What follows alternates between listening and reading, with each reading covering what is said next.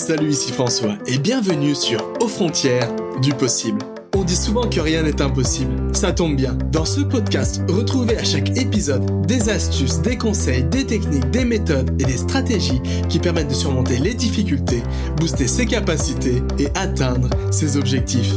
Alors, abonnez-vous à Aux frontières du possible sur votre application de podcast favorite, montez le son et préparez-vous, vous aussi, à dépasser les frontières du possible. Salut, c'est François et bienvenue dans ce nouvel épisode de Aux frontières du possible. Aujourd'hui, je vais te partager les 6 applications que j'utilise au quotidien et que j'adore pour ce qui est de l'apprentissage. Tu pourras peut-être t'en inspirer pour booster toi-même tes apprentissages, essayer de nouvelles apps et apprendre plus rapidement. T'es prêt? Alors c'est parti. Cette semaine, j'ai décidé de me remettre au chinois mandarin. J'avais déjà commencé à apprendre cette langue l'année dernière, mais j'avais eu à l'époque d'autres priorités qui avaient pris le pas. Mais là, j'ai décidé de m'y remettre, coûte que coûte. Vraiment, j'ai décidé d'atteindre mon objectif, comprendre 80% du chinois mandarin. Alors pour ça, c'est comme tout. Pour commencer, j'ai essayé de chercher les meilleures applications, les meilleurs outils pour apprendre le chinois. Et je me suis rendu compte qu'en un an, il y avait plein de nouvelles applications, plein de nouveaux bouquins, plein de nouvelles méthodes. Alors comment faire le choix dans tout ça ? Comment trouver la bonne méthode, les bons outils, les bonnes applications qui vont me permettre d'atteindre mon objectif le plus rapidement et le plus efficacement possible. En fait, désormais, c'est un peu ça le problème avec l'arrivée du numérique. C'est qu'aujourd'hui, il y a plein de nouvelles startups qui voient le jour chaque seconde dans le monde. Ça n'a jamais été aussi facile de lancer un business, de créer un outil, de créer une application. Il n'y a jamais eu un délai aussi court entre le temps d'avoir une idée dans sa tête et la réaliser via le numérique. C'est pourquoi chaque jour, il y a de nouvelles applications qui voient le jour pour absolument tout faire. Alors bien sûr, c'est super tout ça, mais ça soulève de nouveaux problèmes. Le premier, comment trouver la bonne application ? Comment être sûr que l'application qu'on choisit, qu'on investit, nous permettra d'atteindre le résultat qu'elle propose, nos résultats ? Comment faire confiance à une application ? Quels sont les critères à observer pour réussir à comprendre si l'application est vraiment faite pour nous ? Bref, comment être sûr de trouver la bonne application par rapport à son projet d'apprentissage ? En fait, désormais, le marché des applications est tellement vaste qu'on a du mal à faire un choix. C'est un peu par exemple quand on va chercher une lessive dans un supermarché. Il y a des dizaines et des dizaines de lessives. Alors comment faire le bon choix ? Quelle lessive choisir pour atteindre le résultat qu'on veut avoir ? Tu t'es peut-être déjà retrouvé devant cette situation. T'es là, tu te trouves debout, devant toutes ces lessives et tu sais pas laquelle choisir. Est-ce que tu dois prendre une lessive pour le noir, une lessive pour le blanc, une lessive adoucissante, une lessive écologique, une lessive anti-tache ? Quel supplément prendre ? Bref, t'as tellement de choix que ça te bloque complètement, tu sais plus quoi choisir. Et souvent c'est un peu le même problème avec les applications sur Internet. Peut-être que toi aussi tu t'es retrouvé dans cette situation. Tu veux apprendre quelque chose, tu veux faire quelque chose de nouveau, t'as un nouveau projet. Alors pour commencer, tu commences à regarder sur les forums, regarder sur les blogs, des vidéos YouTube. Tu commences à chercher les meilleurs outils, les meilleures méthodes, les meilleures applications pour apprendre. Et rapidement, tu te rends compte que tu as trop de choix. Tu sais pas vraiment quoi choisir, quelle utilisation faire de ces applications, comment elle est conçue, et si vraiment tu peux vraiment lui faire confiance. Parce que souvent, le problème avec Internet désormais, c'est que toutes les revues sont un peu biaisées. Bien souvent, les sites des applications eux-mêmes créent des articles pour faire des comparaisons avec d'autres applications. Et comme tu t'en doutes, bien souvent, tous ces sites mettent en avantage leur application plutôt qu'une autre. Alors, face à toute cette désinformation, face à toutes ces informations biaisées quant au choix des applications, des meilleures méthodes, des meilleurs outils, comment tu peux vraiment faire le bon choix ? Comment être sûr d'investir dans le bon outil ? Comment être sûr de partir du bon pied et être certain d'atteindre son résultat ? Comment éviter les frustrations ? Ne pas commencer à utiliser un outil et se rendre compte bien plus tard, des mois plus tard, alors qu'on a investi tous nos efforts, tout notre temps, que cet outil ne nous donne pas les résultats escomptés. Et tout simplement que cet outil, il n'est pas fait pour ton apprentissage. Et surtout, comment éviter de se dire que finalement, tu as fait tout ça pour rien. Tous tes efforts, ça a été pour rien. Et tout ça seulement à cause d'une mauvaise application. Et c'est pourquoi dans cet épisode, j'aimerais te partager personnellement les outils que j'utilise au quotidien et que j'adore quand il s'agit de l'apprentissage, quand il s'agit d'apprendre de nouvelles choses. Ces outils, vraiment, c'est les outils que j'utilise constamment dans tous mes apprentissages. Et pas que. Bref, dans tout ce que je fais dans la vie, j'utilise ces outils au quotidien. Alors attention, cet épisode, c'est pas une revue, je vais pas te faire le pour et le contre de tous ces outils. Je te propose simplement de te partager les outils que j'aime, que j'utilise, et peut-être que tu pourras t'en inspirer, peut-être que tu pourras toi aussi les utiliser et les mettre en place dans tes apprentissages ou dans tes projets divers. Et aussi, je tiens à préciser que je suis depuis longtemps sous l'univers Apple, donc la plupart de ces outils sont des outils qui sont conçus pour Apple, mais je suis sûr qu'avec un peu de recherche, et Google est pour ça ton ami, tu pourras trouver facilement des alternatives pour Windows ou pour Android ou pour tous les autres systèmes d'exploitation que tu préfères. Alors ces outils, je les ai divisés en 3 grandes parties. Le premier, les outils de contenu. Les outils que j'utilise pour avoir accès à la connaissance, pour absorber de nouvelles informations, pour répondre à mes questionnements, bref, pour apprendre. Ensuite, les deuxièmes outils sont les outils que j'utilise constamment pour tout ce qui est de la prise de notes et de l'extraction des informations que je souhaite mémoriser, que je souhaite assimiler. Et ensuite, le dernier outil que je vais te partager, c'est l'outil que j'utilise constamment pour réviser, pour ne pas oublier les choses que j'apprends. Alors, les 2 premières applications que j'utilise constamment quand il s'agit d'apprendre de nouvelles choses, pour trouver du contenu intéressant.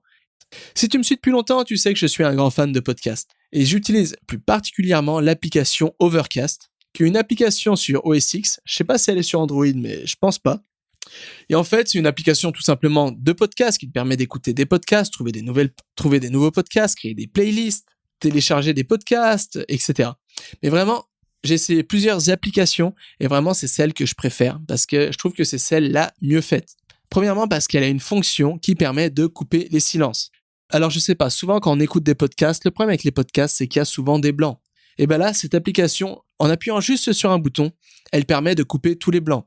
Donc ça permet de gagner entre 10 et 20% du temps sur un podcast, c'est-à-dire d'absorber plus d'informations plus rapidement et de se focaliser sur l'essentiel. Ensuite, cette application, elle est super parce qu'elle permet de faire des smart playlists. C'est-à-dire qu'on peut choisir les podcasts qu'on souhaite suivre. On peut créer des playlists par thématique. Par exemple, moi, j'ai une playlist apprentissage, mémoire, langue. J'ai une autre développement personnel. J'ai une autre divertissement. J'ai une autre musique, etc. Et à chaque playlist sont assignés des podcasts particuliers.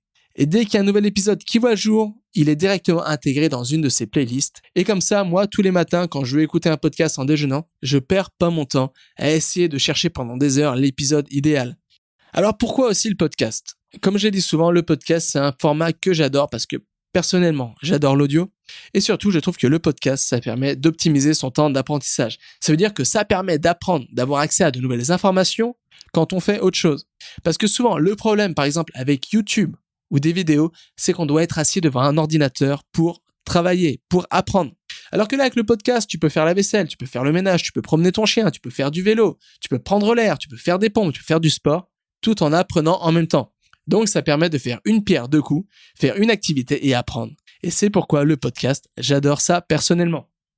Voilà, donc ça, c'est pour la première application de contenu pour le podcast. C'est l'application Overcast. Ensuite, la deuxième application pour avoir accès à du contenu que j'utilise en permanence, c'est Amazon Kindle. Alors, les e-books, les Kindle, j'ai mis longtemps à m'y mettre, mais j'ai pas eu le choix parce que quand j'ai commencé à vraiment voyager, je me suis rendu compte que les bouquins, ça pesait trop lourd dans le sac.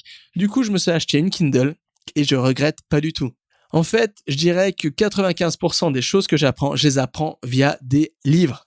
Et ce qui est bien avec le Kindle, c'est que ça permet énormément de choses. Ça permet tout d'abord d'alléger son sac quand on est en voyage. Ça permet d'avoir une Kindle et d'avoir, comme tu le sais, à l'intérieur des milliers et des milliers de livres. Ensuite, le problème des fois quand on voyage, c'est qu'on n'a pas accès aux livres qu'on voudrait vraiment lire. Ou même quand on voyage pas. Des fois en France, j'arrive pas à trouver des bouquins en anglais ou des bouquins dans d'autres langues que je veux vraiment lire. Alors ce qui est bien avec le Kindle, c'est qu'il suffit d'un clic et voilà, tac. Tu peux avoir accès d'un coup comme ça, d'un claquement de doigts, à toute la connaissance du monde. Et ensuite, la troisième chose, pourquoi j'adore la Kindle, c'est que ça permet de surligner. Ça veut dire qu'on n'a pas besoin de perdre son temps à prendre des notes pendant qu'on lit. On peut tout simplement faire un surlignage, et après, en allant sur le site Amazon, dans une section spéciale, on peut retrouver tous les trucs qu'on a surlignés. Et ça, c'est un énorme gain de temps pour ce qui est de l'apprentissage. Donc ça, c'est super pour passer à la troisième catégorie d'application, c'est-à-dire l'application de prise de notes. Alors c'est quoi la prise de notes ? Finalement, la prise de notes, c'est seulement extraire les informations qu'on veut réutiliser du contenu qu'on a accès. Donc voilà, c'est tout simplement ça la prise de notes. Et pour ça, il n'y a pas besoin de se prendre la tête. Alors je sais pas, peut-être que tu étais comme moi, tu suis une leçon, un cours, et tu recopies peut-être 80% du cours. Mais en fait, tu t'es peut-être déjà rendu compte de ce phénomène. Finalement, toutes ces notes, tu les réutilises pas vraiment. Dans tous ces papiers de brouillon qui s'entassent sur ton bureau un peu de partout, tu réutilises peut-être que 20% de ces connaissances. Moi, personnellement, pour extraire ces connaissances, pour les mettre sur le papier, vraiment pour avoir un peu un résumé de chaque chose que j'apprends, j'utilise 2 applications spécifiques. La première qui est une application OS X qui s'appelle MindNode. MindNode, c'est quoi? C'est tout simplement une application qui permet de faire des mind maps, des cartes heuristiques en français. En fait, pourquoi j'utilise cette application? Parce que tout simplement, les mind maps, les cartes heuristiques, c'est une des meilleures manières de prendre des notes parce que c'est vraiment basé sur le fonctionnement naturel de son cerveau, de notre cerveau. Donc du coup, ça permet de retenir un maximum d'informations quand on prend des notes de cette manière. Et surtout, ça permet d'avoir un résumé vraiment qui est facile à assimiler, à absorber, facile à comprendre et qui permet facilement de retrouver des informations qu'on souhaite réutiliser. Alors pourquoi j'utilise MindNode? Parce que premièrement, il est super simple d'utilisation, super intuitif, super rapide, super léger. Il permet en quelques secondes de créer des mind maps complexes et surtout, moi, je suis un adepte du minimalisme et surtout du minimalisme dans le design. Et c'est ça que propose MindNode. C'est un design épuré, simple, minimaliste, mais pas pour le moins inefficace.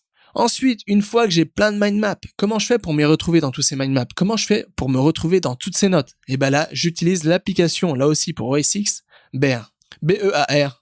Alors c'est quoi? C'est tout simplement une application de prise de notes numériques, plutôt de notes numériques, qui permet de catégoriser les notes et de les organiser. Alors il y en a plein d'applications qui font ça. Alors pourquoi j'ai choisi cette application en particulier?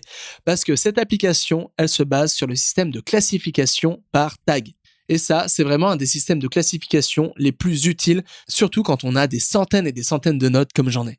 Parce que ça permet d'avoir une certaine hiérarchie entre ces notes, et surtout ça permet en 3 secondes de retrouver n'importe quelle note. Et ensuite, une fois que j'ai pris des notes, que j'ai réussi à tout classifier, à tout organiser dans l'application Bear, je fais quoi? Et ben pour réviser, j'utilise l'application Anki. Anki, c'est une application un peu old school, qui est là sur le marché depuis longtemps, qui est gratuite à part pour iPhone.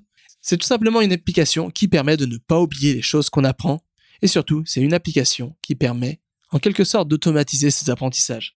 Alors j'utilise pourquoi? Principalement, je l'utilise pour l'apprentissage d'une nouvelle langue, pour mémoriser et retenir les nouveaux mots que j'apprends. Mais pas que, j'utilise pour des choses lambda, de la culture générale, pour des citations, bref. J'utilise vraiment pour retenir toutes les informations que je mémorise. Voilà, alors je viens de te partager les 6 applications que j'adore et que j'utilise constamment pour tous mes apprentissages et pas que.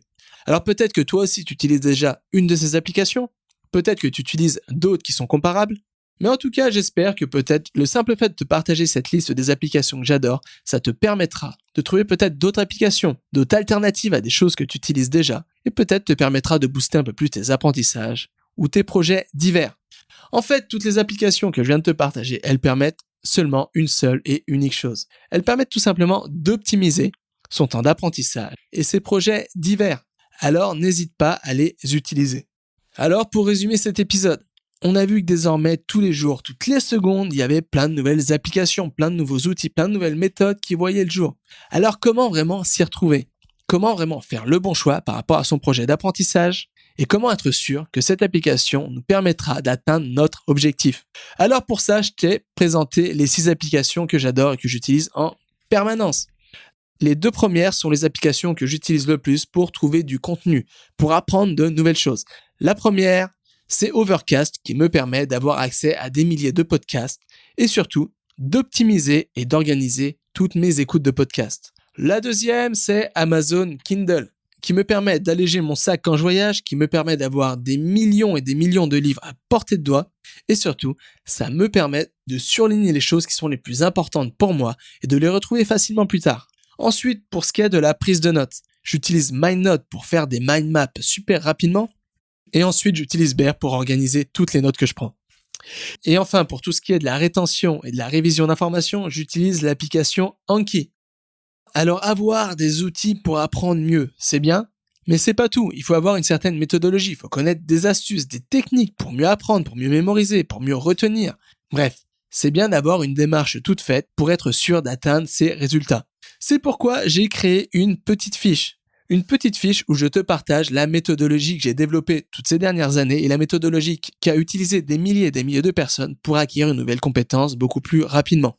Alors en quoi ça va t'aider? Ça va te donner un peu une structure que tu pourras reprendre pour tes propres apprentissages. Alors si ça t'intéresse, il n'y a rien de compliqué, c'est gratuit, c'est un petit fichier PDF et pour y avoir accès, il te suffit de cliquer sur le lien se trouvant dans la description. Voilà, il n'y a rien de plus simple. Nous on se retrouve dans un prochain épisode de Aux Frontières du Possible et n'oublie pas, c'est pas l'outil, l'application qui compte le plus, mais c'est la façon dont on s'en sert. Allez, bonne journée à toi, à bientôt. Vous avez aimé cet épisode ? Vous voulez continuer à développer un peu plus vos capacités et soutenir ce podcast ? C'est facile, c'est gratuit et ça ne vous prendra que 15 secondes. Abonnez-vous à Aux Frontières du Possible sur iTunes ou votre application de podcast favorite et laissez-moi un petit commentaire. Vous pouvez aussi retrouver tous les liens et ressources mentionnés dans cet épisode et plein d'informations utiles et intéressantes en allant sur le site www.superapprenanttoutattaché.com. Un grand merci et n'oubliez pas, rien n'est impossible à qui sait apprendre.